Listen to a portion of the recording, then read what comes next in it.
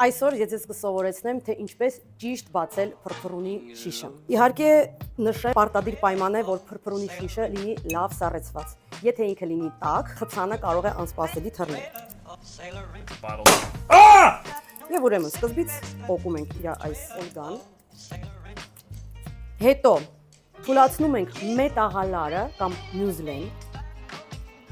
բայց միշտ ուշադիր ենք լինում խցանին, որովհետև մեկ-մեկ լինում է, որ կարա թռնի։ Մարդիկ կան,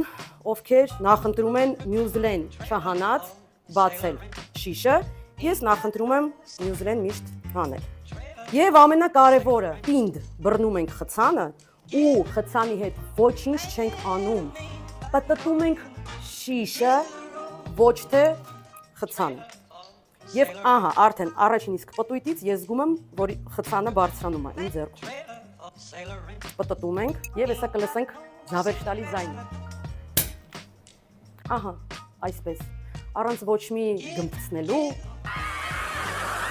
առանց ավել աղմուկի, խնդրեմ,